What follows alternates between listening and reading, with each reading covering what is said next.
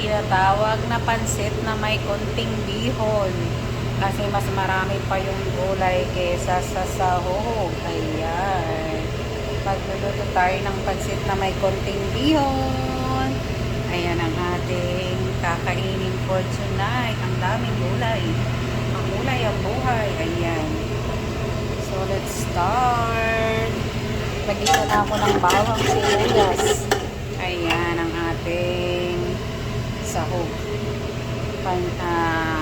Hipon, pusit, manok. Ayan. Naglalagay rin ako ng garlic powder at saka onion powder sa ating pansit para mas yummy. Pero ito yung akin talaga hindi dapat mawala. Celery. Ayan, ang lagi ko nilalagay sa pansit, celery. So, let's start!